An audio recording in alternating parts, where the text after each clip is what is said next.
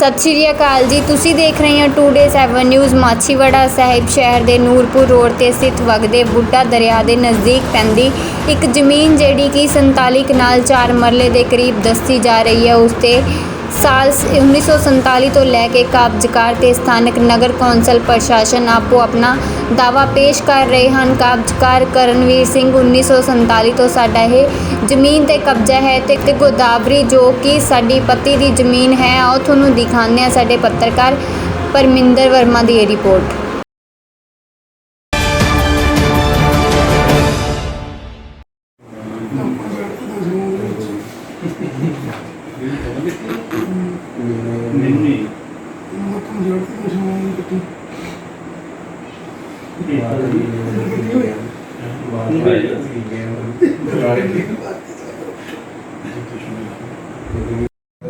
मंडी में ना 3 लाख को जाना मंडी में जाना मेरी बाद काफ़ी फिर उन्हें करेंगे या शाम को चलेंगे शाम पर मंडे को फिर वही वीक कर देंगे बैलेंस नहीं करना मेरे को अगर लोग देख लेने दिन कहते हैं ना मेरे से चीज़ें ना नहीं जरूरी पता लग जूगे दोबारा होना चाहिए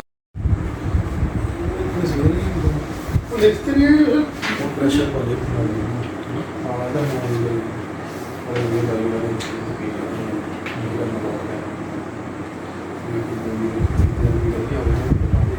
ਜਿਹੜਾ ਰਿਪਰੈਜ਼ੈਂਟ ਦਾ ਕੀ ਕੰਮ ਹੈ ਆਪਣਾ ਸਹੀ ਹੈ ਨਾ ਪੇਜ ਹਾਂਜੀ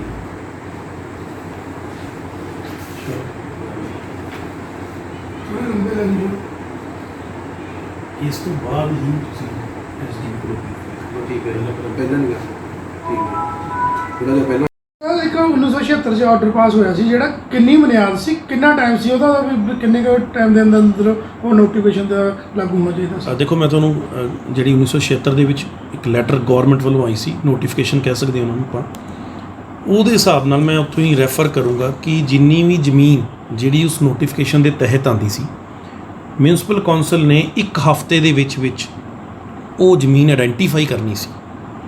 1 ਹਫ਼ਤੇ ਦੇ ਵਿੱਚ ਜਦੋਂ ਤੋਂ ਆਰਡਰ ਗਵਰਨਮੈਂਟ ਲੈਟਰ ਰਿਸੀਵ ਹੋਈ ਹੈ ਤੇ 3 ਵੀਕ ਦੇ ਵਿੱਚ ਇੰਤਕਾਲ ਮਨਜ਼ੂਰ ਕਰਵਾਉਣਾ ਸੀ। ਮੈਂ ਉਹ ਰੈਫਰ ਕਰੂੰਗਾ, ਉਹ ਨੋਟੀਫਿਕੇਸ਼ਨ ਹੈ। ਲਾਸਟ ਲਾਈਨ ਪੜੂੰਗਾ, should be identified by MCS NAC within a week.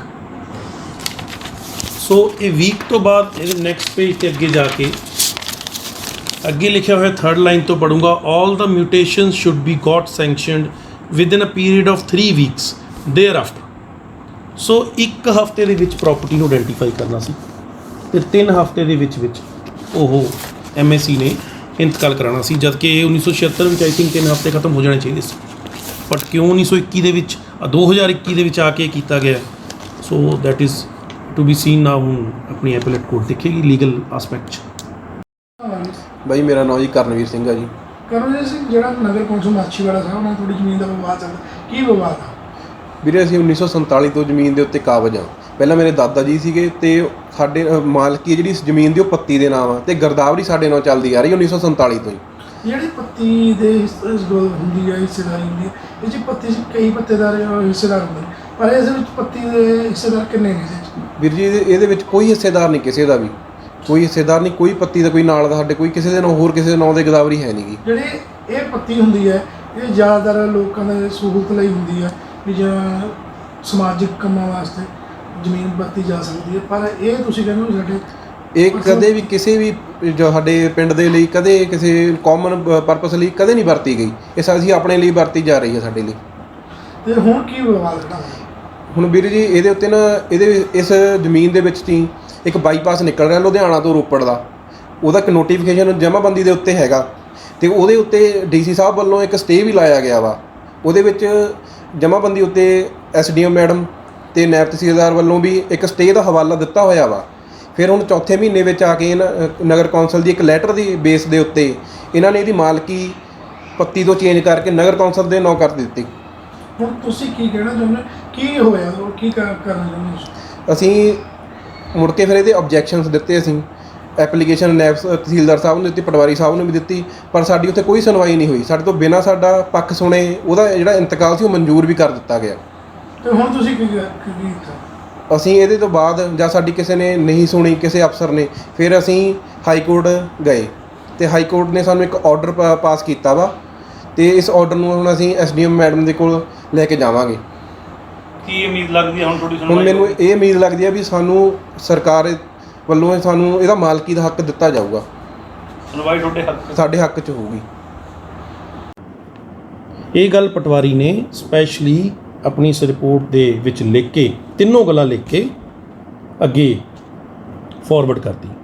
ਤੇ ਅੱਗੇ ਬੜੀ ਹੈਰਾਨੀ ਵਾਲੀ ਗੱਲ ਹੈ ਕਿ ਦੇਖੋ ਜਦੋਂ ਇੰਨੀ ਰਿਪੋਰਟ ਫਾਰਵਰਡ ਕੀਤੀ ਹੈ ਤੇ ਹੋਪਫੁਲ ਸੀ ਕਿ ਅੱਗੇ ਜਿਹੜੇ ਰੈਵਨਿਊ ਆਫੀਸਰ ਨੇ ਉਹ ਇੱਕ ਵਧੀਆ ਡਿਟੇਲ ਆਰਡਰ ਪਾਸ ਕਰਨਗੇ, ਪਰ ਤੁਸੀਂ ਇਹ ਵੀ ਹੈਰਾਨ ਹੋਗੇ। ਆ ਦੇਖੋ ਜੀ, ਇਹ ਅੱਧੀ ਲਾਈਨ ਦਾ ਵੀ ਆਰਡਰ ਹੈ ਨਹੀਂ, ਲਿਖਿਆ ਹੋਇਆ ਹੈ ਐਜ਼ ਪਰ ਨੋਟੀਫਿਕੇਸ਼ਨ। ਬਹੁਤ ਸਰਪ੍ਰਾਈਜ਼ਿੰਗ ਹੈ।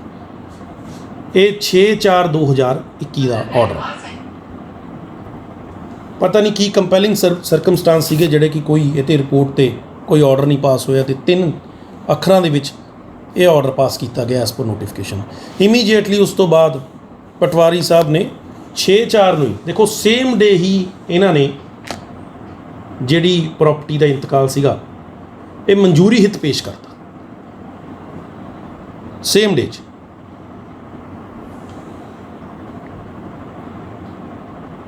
ਜਦ ਕਿ ਲੈਂਡ ਜਿਹੜੀ ਸਭ ਨੂੰ ਪਤਾ ਹੈ ਐਡਮਿਟਡਲੀ ਐਕੁਜ਼ੀਸ਼ਨ ਪ੍ਰੋਸੀਡਿੰਗ ਦੇ ਅੰਡਰ ਆ ਚੁੱਕੀ ਸੀ। ਇਸ ਤੋਂ ਬਾਅਦ ਗੱਲ ਇੱਥੇ ਖਤਮ ਨਹੀਂ ਹੋਈ। ਇਹ ਜਦੋਂ ਇੱਥੇ ਤੱਕ ਮੁੱਦਾ ਪਹੁੰਚਿਆ, ਸਾਰਾ ਪਤਾ ਸੀ ਸਾਰਿਆਂ ਨੂੰ ਕੀ ਹੋ ਰਿਹਾ, ਤਾਂ ਇਮੀਡੀਏਟਲੀ ਅਸੀਂ ਵੀ ਰਿਪਰੈਜ਼ੈਂਟੇਸ਼ਨਸ ਦੇਣੀ, ਜਦੋਂ ਨਿਰਮਲ ਸਿੰਘ ਨੇ ਇਹਨਾਂ ਨੇ ਓਬਜੈਕਸ਼ਨ ਫਾਈਲ ਕੀਤੀਆਂ। ਓਬਜੈਕਸ਼ਨ ਦੀ ਸਾਡੇ ਕੋਲ ਰਿਸੀਵਿੰਗ ਵੀ ਹੈ ਕਿ ਓਬਜੈਕਸ਼ਨਸ ਰਿਸੀਵ ਕੀਤੀ ਗਈਆਂ ਨੇ ਰੈਵਨਿਊ ਆਫੀਸਰਸ ਦੇ।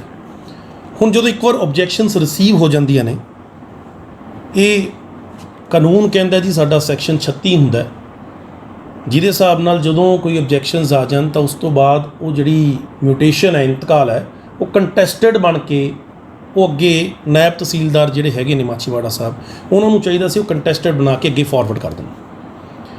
ਸਾਨੂੰ ਬੜੀ ਹੋਪ ਸੀ ਕਿ ਕੰਟੈਸਟਡ ਹੋਊਗਾ ਅਤੇ ਨਿਰਮਲ ਸਿੰਘ ਨੇ ਜਿਹੜੇ ਇਹਨਾਂ ਦੀ ਸਾਰੀ ਗਵਾਹੀਆਂ ਲਈ ਜਾਣਗੀਆਂ, ਸਾਰੇ ਡਾਕੂਮੈਂਟਸ ਨੂੰ ਦੇਖਿਆ ਜਾਊਗਾ ਕਿ 1947 ਤੋਂ ਲੈ ਕੇ ਤਾਂ ਇਹ ਕਾਬਜ਼ ਨੇ ਅਤੇ ਜ਼ਮੀਨ ਤਾਂ ਪੱਤੀ ਲੈਂਡ ਹੈ।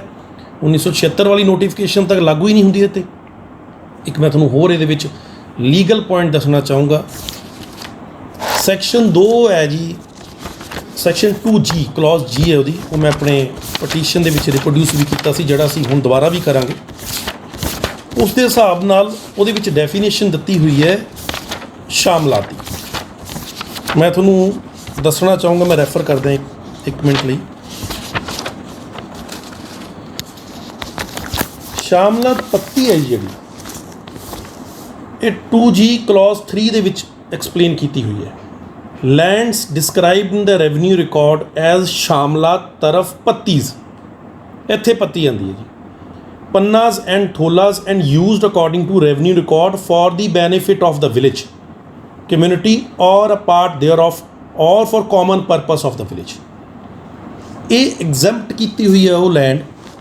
ਇਹਦੇ ਕਹਿਣ ਦਾ ਮਤਲਬ ਇਹ, ਡਿਟੇਲ ਸੈਕਸ਼ਨ ਕਾਫੀ ਲੰਬਾ ਹੈ, ਮੈਂ ਤੁਹਾਨੂੰ ਇੱਕ ਲਾਈਨ ਦੇ ਵਿੱਚ ਸਮਝਾਉਣਾ ਚਾਹੂੰਗਾ।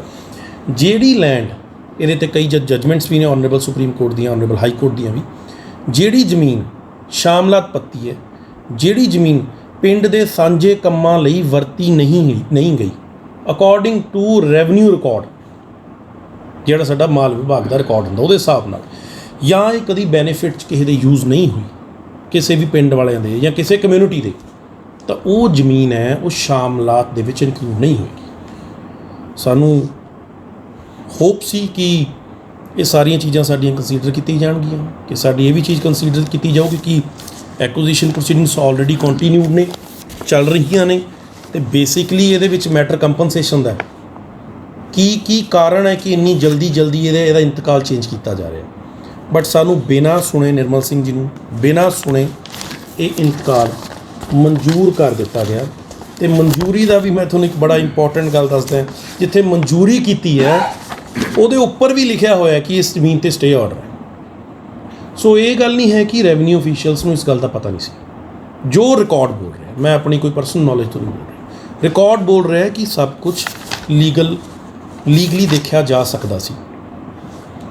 ਸਭ ਕੁਝ ਨਾ ਦੇਖਦੇ ਹੋਏ ਪ੍ਰੋਵੀਜ਼ਨਸ ਨੂੰ ਫੋਲੋ ਨਹੀਂ ਕੀਤਾ ਗਿਆ, ਇੰਤਕਾਲ ਨੂੰ ਮਨਜ਼ੂਰ ਕੀਤਾ ਗਿਆ। ਮੇਰੇ ਕੋਲ ਨਿਰਮਲ ਸਿੰਘ ਜੀ ਨੇ ਅਪਰੋਚ ਕੀਤਾ जब सारा केस देखा गया, साढ़े कोल अपील की रेमडी सी SDM समराला कोल फाइल करन दी, लेकिन सब हालात कंसीडर करके जो सानू लग्या कि ये कुछ अल्टीरियर मोटिव लग रहा है, कोई मैलाफाइडी लग रही है, कुछ खराबी लग रही है कि ਜਿਹੜੇ प्रोविजनस फॉलो नहीं किए जा सकते, ਅਸੀਂ हाई कोर्ट अप्रोच किया।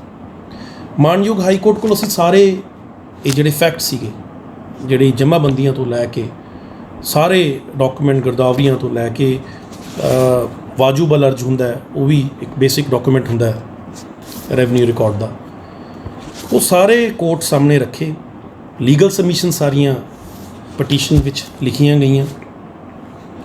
ਸਾਨੂੰ ਇਹੀ ਸਾਡਾ ਇੱਕ ਬਹੁਤ ਵੱਡਾ ਨਿਰਮਲ ਸਿੰਘ ਜੀ ਦਾ ਇੱਕ ਤੁਸੀਂ ਕਹਿ ਲਓ ਕਿ ਇਹ ਮੰਨਣਾ ਸੀ ਕਿ ਸਾਨੂੰ ਸੁਣਿਆ ਹੀ ਨਹੀਂ ਗਿਆ ਅਤੇ ਜਿਹੜਾ ਇੰਤਕਾਲ ਕੀਤਾ ਗਿਆ ਇਹਦੇ ਪਿੱਛੇ ਕੁਛ ਹੋਰ ਗੱਲਾਂ। ਜਦੋਂ ਅਸੀਂ ਆਨਰੇਬਲ ਹਾਈ ਕੋਰਟ ਕੋਲ ਸਾਹਮਣੇ ਆਏ, ਮਿਊਨਸਿਪਲ ਕੌਂਸਲ ਦੇ ਵਕੀਲ ਪੇਸ਼ ਹੋਏ, ਉਹਨਾਂ ਨੇ ਆਉਂਦੇ ਸਰ ਇਹ ਕਿਹਾ ਕਿ ਜੀ ਇਹ ਜਿਹੜੀ ਪਟੀਸ਼ਨ ਹੈ ਇਹਨਾਂ ਕੋਲ ਇੱਕ ਅਪੀਲ ਦੀ ਜਿਹੜੀ ਹੈਗੀ ਹੈ ਰੈਮਡੀ ਉਹ ਅਵੇਲੇਬਲ ਹੈ, ਜਿਹੜੀ ਕਿ ਨੀਚੇ SDM ਕੰਸਰਨਡ ਕੋਲ ਫਾਈਲ ਕੀਤੀ ਜਾ ਸਕਦੀ ਹੈ। ਅਸੀਂ ਔਰਲੀ ਇਹ ਸਬਮਿਸ਼ਨਸ ਪੁੱਟ ਕੀਤੀਆਂ ਕਿ ਨੋ ਡਾਊਟ ਸਾਡੇ ਕੋਲ ਅਪੀਲ ਦੀ ਰੈਮਡੀ ਹੈਗੀ ਹੈ, ਲੇਕਿਨ ਜਿਸ ਹਿਸਾਬ ਨਾਲ ਪ੍ਰੋਸੀਜਰ ਫੋਲੋ ਕੀਤਾ ਜਾ ਰਿਹਾ ਇਲੀਗਲੀ, ਸਾਨੂੰ ਕੋਈ ਆਸ ਨਹੀਂ ਹੈ ਕਿ ਸਾਡੇ ਨਾਲ ਜਸਟਿਸ ਹੋਊ।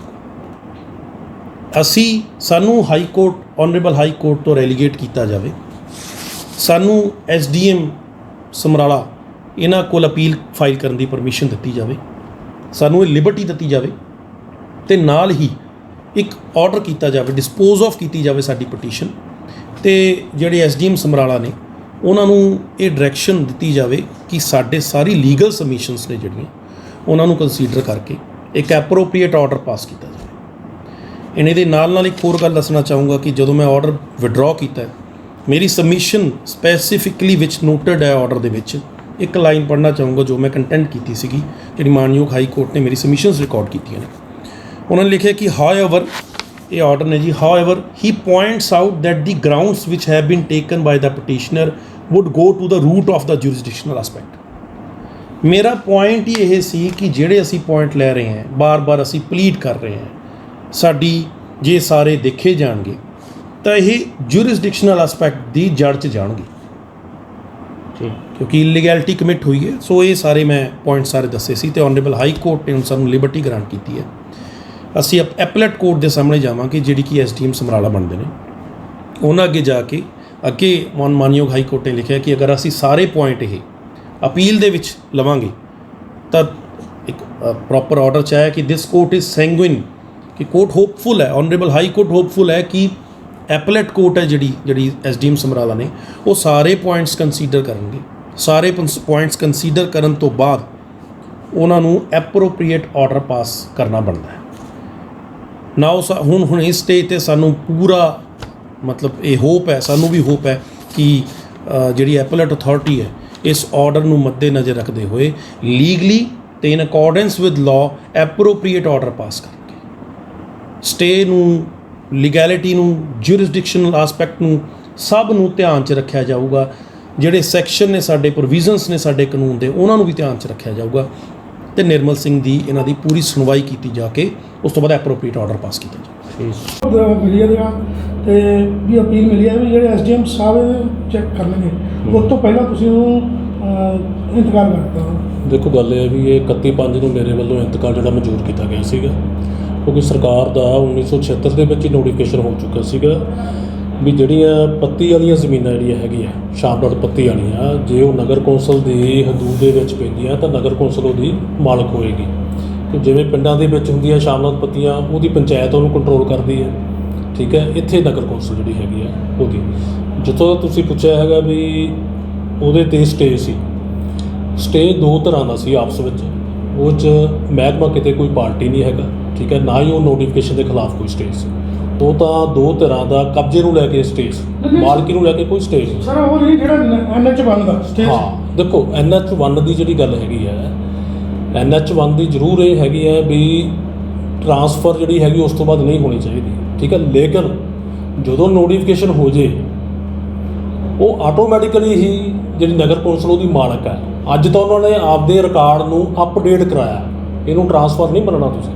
ਟਰਾਂਸਫਰ ਤਾਂ ਆਲਰੇਡੀ 76 'ਚ ਹੀ ਹੋ ਗਿਆ ਕੰਮ, ਟਰਾਂਸਫਰ ਤਾਂ 1976 'ਚ ਹੀ ਹੋ ਗਿਆ। ਉਹ ਤਾਂ ਉਹਨਾਂ ਨੇ ਅੱਜ ਅਪਡੇਸ਼ਨ ਕਰਾਈ। ਮੰਨ ਲਓ ਕਿਸੇ ਦੇ ਕੋਲੇ ਰਜਿਸਟਰੀ ਹੈ ਪੁਰਾਣੀ 1976 ਦੀ, ਅੱਜ ਉਹ ਸਾਡੇ ਕੋਲੇ ਆਇਆ ਤਾਂ ਮੇਰਾ ਜੀ ਮੋਟੇਸ਼ਨ ਕਰੋ, ਕਿ ਉਸ ਨੂੰ ਜਵਾਬ ਦੇ ਦਿਆਂਗੇ ਨਹੀਂ ਕਰਨਾ। ਮੋਟੇਸ਼ਨ ਤਾਂ ਰਿਕਾਰਡ ਨੂੰ ਅਪਡੇਟ ਤਾਂ ਕਰਨਾ ਹੀ ਪੈਣਾ। ਇਹ ਤਾਂ ਅਪਡੇਸ਼ਨ ਆਫ ਰੈਵਨਿਊ ਰਿਕਾਰਡ। ਪਰ ਉਹਨਾਂ ਦਾ ਇਹ ਹੈ ਵੀ ਇਹਦਾ ਅਧਿਕਾਰ ਜਿਹੜਾ ਸੀਗਾ ਉਹ ਐਸਡੀਐਮ ਮੈਡਮ ਕੋਲ ਸੀ, ਨਹੀਂ। ਨਾ ਕਿ ਤਹਿਸੀਲਦਾਰ ਨੂੰ। ਨਹੀਂ, ਦੇਖੋ ਜਿੱਥੇ ਸਰਕਾਰ ਦਾ ਇੰਟਰਸਟ ਹੈਗਾ, ਠੀਕ ਹੈ ਨਾ, ਸਰਕਾਰ ਦੇ ਕਿਸੇ ਵੀ ਨੋਟੀਫਿਕੇਸ਼ਨ ਨੂੰ ਅਸੀਂ ਲੋਕ ਕੰਟੈਸਟ ਨਹੀਂ ਕਰ ਸਕਦੇ। ਉਹਨੂੰ ਜੇ ਕੰਟੈਸਟ ਕਰਨਾ ਪਾਰਟੀ ਨੇ, ਉਹਦੇ ਲਈ ਕੋਰਟ ਆ, ਉਹਦੇ ਲਈ ਕੋਰਟ 'ਚ ਜਾਣ, ਉੱਥੇ ਉਹਨੂੰ ਕੰਟੈਸਟ ਕਰ। ਮੇਰੇ ਕੋਲ ਕੰਟੈਸਟ ਤਾਂ ਹੋ ਹੀ ਨਹੀਂ ਸਕਦਾ, ਮੇਰੀ ਤਾਂ ਕੋਈ ਪਾਵਰ ਹੀ ਨਹੀਂ ਉਸ ਚੀਜ਼ ਨੂੰ ਮੈਂ ਕੰਟੈਸਟ ਕਰ ਲਾਂ।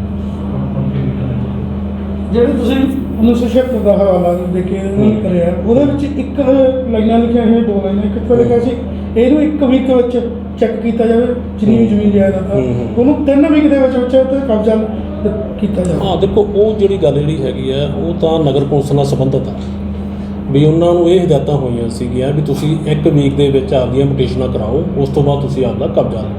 ਇਹ ਤਾਂ ਉਹਨਾਂ ਦਾ ਪਾਰਟ ਆ, ਮੇਰਾ ਪਾਰਟ ਨਹੀਂ ਗਾ।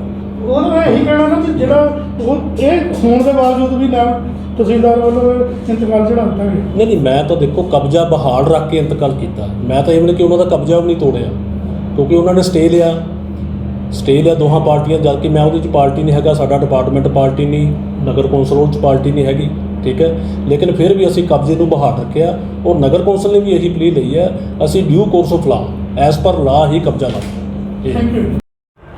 ਪ੍ਰਧਾਨ ਜੀ, ਇੱਕ ਵਿਵਾਦ ਖੜਾ ਹੋਇਆ ਜ਼ਮੀਨ ਨੂੰ ਲੈ ਕੇ, 6 ਕਿੱਲੇ ਜ਼ਮੀਨ ਨੇ, ਜਿਹੜਾ ਕਾਬਜ਼ ਨੇ ਉੱਥੇ ਉਹ ਕਹਿ ਰਹੇ ਨੇ 1947 ਤੋਂ ਲੈ ਕੇ ਹੁਣ ਤੱਕ ਅਸੀਂ ਕਾਬਜ਼ ਹਾਂ, ਅਤੇ ਜਿਹੜੀ ਉਹ ਜ਼ਮੀਨ ਆ ਇੱਕ ਪੱਤੀ ਦੀ ਜ਼ਮੀਨ ਆ ਵੀ ਅੱਜ ਨਗਰ ਕੌਂਸਲ ਨੇ ਜਦੋਂ ਤੋਂ ਰੋਡ ਨਿਕਲਣ ਲੱਗਿਆ ਤਾਂ ਨਗਰ ਕੌਂਸਲ ਨੂੰ ਲਾਲਚ ਵਿੱਚ ਆ ਕੇ ਉਹਨਾਂ ਨੇ ਜਿਹੜੇ 6.5 ਕਿੱਲੇ ਇੰਤਕਾਲ ਚੜਾ ਲਏ। ਇਹ 'ਚ ਲਾਲਚ ਵਾਲੀ ਤਾਂ ਕੋਈ ਗੱਲ ਹੀ ਨਹੀਂ ਹੈ। ਨਗਰ ਕੌਂਸਲ 1976 ਦੇ ਵਿੱਚ ਨੋਟੀਫਿਕੇਸ਼ਨ ਸਰਕਾਰ ਨੇ ਕੀਤੀ ਹੋਈ, ਲੇਕਿਨ ਮੇਰੇ ਤੋਂ ਪਹਿਲਾਂ ਜਿਹੜੇ ਰਹਿ ਲਏ ਮੈਂ ਉਹਨਾਂ ਬਾਰੇ ਕੁਝ ਕਹਿ ਨਹੀਂ ਸਕਦਾ।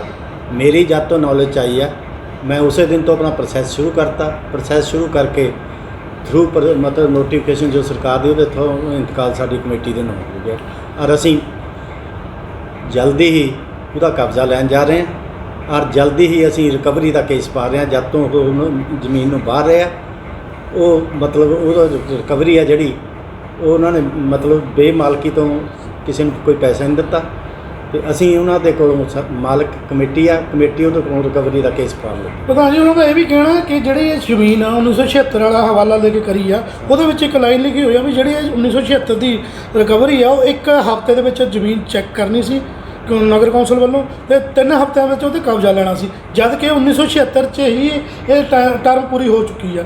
ਉਹ ਤੋਂ ਬਾਅਦ ਨਗਰ ਕੌਂਸਲ ਜੇ ਉਹਨਾਂ ਨੂੰ ਕੋਈ ਇਤਰਾਜ਼ ਆ ਚੱਲ ਜਾਣਾ, ਉਹ ਅਸੀਂ ਤਾਂ ਆਪਣੀ ਕਮੇਟੀ ਦਾ ਹੱਕ ਜਤਾ ਲਿਆ। ਜੇ ਉਹਨਾਂ ਨੂੰ ਕੋਈ ਇਤਰਾਜ਼ ਆ ਆਪਣਾ ਕੋਰਟ ਚੱਲ ਜਾਣਾ, ਹਾਈ ਕੋਰਟ ਗਏ ਸੀ, ਉੱਥੋਂ ਉਹਨਾਂ ਨੇ ਵਿਡਰਾ ਕਰ ਲਿਆ, ਸਾਡੇ ਹੱਕ ਦੇ ਵਿੱਚ ਹੋ ਗਿਆ, ਉੱਥੇ ਡਿਸਮਿਸ ਕਰ ਦਿੱਤੀ ਹੈ। ਜੇ ਉਹਨਾਂ ਨੂੰ ਕੋਈ ਹੋਰ ਇਤਰਾਜ਼ ਆ, ਜਿੱਥੇ ਮਰਜ਼ੀ ਚੱਲ ਜਾਣ ਕੋਰਟ, ਦੇਖੋ ਸੰਵਿਧਾਨ ਦੇ ਮੁਤਾਬਕ ਉਹ ਜਿੱਥੇ ਮਰਜ਼ੀ ਕੋਰਟ ਚੱਲ ਜਾਣ, ਅਸੀਂ ਕੇਸ ਲੜਾਂਗੇ ਜੇ ਕੋਈ ਮਾਲਕ ਅਸੀਂ ਹਾਂ। ਦੂਜੇ ਪਾਸੇ ਪ੍ਰਧਾਨ ਜੀ ਉਹ ਇਹ ਵੀ ਕਹਿੰਦੇ ਨੇ ਵੀ ਇਹਦੇ ਸਟੇ ਲੱਗੀ ਹੋਈ ਆ। ਕੋਈ ਸਟੇ ਨਹੀਂ ਹੈ। ਸਟੇ ਦੀ ਵੀ ਸੁਣ ਲਓ। ਸਟੇ ਉਹਨਾਂ ਨੇ ਇੱਕ ਫਰਜ਼ੀ ਬੰਦਾ ਖੜਾ ਕਰਕੇ ਕਮੇਟੀ ਦੀ ਤਰਫੋਂ ਉਹਨਾਂ ਨੇ ਉੱਥੇ ਜੱਜ ਦੇ ਸਟੇ ਲੈ ਲਈ, ਉਹ ਕੋਈ ਸਟੇ ਨਹੀਂ ਹੈ। ਸਾਰੇ ਕਾਗਜ਼ ਤਹਿਸੀਲਦਾਰ ਸਾਹਿਬ ਨੇ ਦੇਖ ਕੇ ਤਾਂ ਹੀ ਸਾਡੇ ਨਾਂ ਇੰਤਕਾਲ। ਇਹ ਜਿਹੜੀ ਸਟੇ ਆ, ਇੱਕ ਐਸਡੀਐਮ ਦੀ ਸਟੇ ਹੈ ਜੀ, ਉਹਦੇ ਉੱਪਰ ਇੱਕ ਨੈਸ਼ਨਲ ਹਾਈਵੇ ਦੀ ਸਟੇ ਹੈ, ਇੱਕ ਡੀਸੀ ਦੀ ਸਟੇ ਹੈ, ਇੱਕ ਤਹਿਸੀਲਦਾਰ ਦੀ ਵੀ ਸਟੇ ਹੈ ਉਹਦੇ ਉੱਪਰ। ਉਹ ਤੋਂ ਬਾਅਦ ਇਹ ਜਿਹੜੀ ਨਗਰ ਕੌਂਸਲ ਨੇ ਇਹਦਾ ਇੰਤਕਾਲ ਕੀਤਾ ਗਿਆ, ਜਦ ਕਿ ਇਹਦੇ ਉੱਪਰ ਸਟੇ ਚੱਲੀ ਜਾ ਰਹੀ ਹੈ। ਉਹਨਾਂ ਦਾ ਇਹ ਕਹਿਣਾ ਫਰਜ਼ੀ ਸਟੇ ਆ, ਉਹਨਾਂ ਨੇ ਫਰਜ਼ੀ ਬੰਦਾ ਉੱਥੇ ਖੜਾ ਕਰਕੇ, ਉਹ ਵੀ ਮਤਲਬ ਆ ਵੀ ਕੋਰਟ ਜਵਾਬ ਦੇਣਗੇ। ਜੋ ਪ੍ਰਧਾਨ ਜੀ ਉਹਦਾ ਇਹ ਕਹਿੰਦੇ ਵੀ ਨੈਸ਼ਨਲ ਹਾਈਵੇ ਉਹ ਵੇਚ ਕਹੀ ਜਾਣ, ਉਹਨਾਂ ਦੇ ਕਹਿਣ ਨਾਲ ਮੇਰਾ ਕੋਈ ਨਾ, ਅਸੀਂ ਮਾਲਕ ਹਾਂ ਉਹਦੇ। ਉਹ ਤਾਂ ਬਥੇਰਾ ਕੁਝ ਕਹਿਣਗੇ ਜਿਹਦੇ ਹੱਥੋਂ ਜਾਣੀ, ਉਹਨਾਂ ਨੂੰ ਤਾਂ ਬਥੇਰਾ ਕੁਝ ਕਹਿਣਾ, ਅਸੀਂ ਮਾਲਕ ਹਾਂ। ਇੰਤਕਾਲ ਸਾਡੇ ਨਾਂ ਆਪਣੇ ਇੰਤਕਾਲ ਕਰਾ ਲੈਂਦੇ, ਜੇ ਉਹਨਾਂ ਦਾ ਹੱਕ ਬਣਦਾ ਤਾਂ ਆਪਣੇ ਨਾਂ ਇੰਤਕਾਲ ਕਰਾ ਲੈਂਦੇ, ਉਹ ਮਾਲਕ ਬਣ ਜਾਂਦੇ। ਅਸੀਂ ਮਾਲਕ ਹਾਂ, ਜਿਹਦੇ ਨਾਂ ਇੰਤਕਾਲ ਹੋ ਕੇ ਮਾਲਕ ਹੈਗਾ ਕਿ ਨਹੀਂ ਹੈਗਾ ਉਹ। ਇੱਕ ਉਹ ਅੱਜ ਸਾਨੂੰ ਸਟੇ ਦੀ ਉਹ ਦਿਖਾਈ ਆ ਵੀ ਹਾਈ ਕੋਰਟ ਵੱਲੋਂ ਇੱਕ ਆਰਡਰ ਐਸਡੀਐਮ ਨੂੰ ਪਾਸ ਕੀਤਾ ਗਿਆ ਵੀ ਇਹਦੀ ਦੁਬਾਰਾ ਇਨਕੁਆਇਰੀ ਕੀਤੀ ਜਾਵੇ। ਪਾ ਦੇਣ, ਇਨਕੁਆਇਰੀ ਹੋ ਜਾਵੇ, ਸਾਨੂੰ ਕੀ ਇਤਰਾਜ਼ ਆ। ਅਸੀਂ ਤਾਂ ਆਪਣੇ ਹੱਕ ਲਈ ਲੜੇ ਹਾਂ। ਜੇ ਕੋਈ ਹਾਈ ਅਥਾਰਟੀ ਸਾਨੂੰ ਕੋਈ ਇਗਨੋਰ ਕਰ ਦੂਗੀ ਤਾਂ ਸਾਡਾ ਤਾਂ ਕੋਈ ਹੱਕ ਨਹੀਂ ਬਣਦਾ। ਫਿਰ ਅਸੀਂ ਤਾਂ ਆਪਣਾ ਹੱਕ ਲਿਆ। ਜੇ ਸਰਕਾਰ ਕੋਈ ਕੋਰਟ ਕਚਹਿਰੀ ਕੋਈ ਮਤਲਬ ਸੱਤ ਉੱਪਰਲੀ ਅਥਾਰਟੀ ਸਾਨੂੰ ਕਹਿੰਦੀ ਆ ਵੀ ਤੁਹਾਡਾ ਨਹੀਂ ਹੱਕ ਹੈਗਾ, ਤਾਂ ਮੈਂ ਆਪਣਾ ਉਸ ਹਿਸਾਬ ਨਾਲ ਚੱਲ ਪੂੰਗਾ। ਠੀਕ, ਧੰਨਵਾਦ।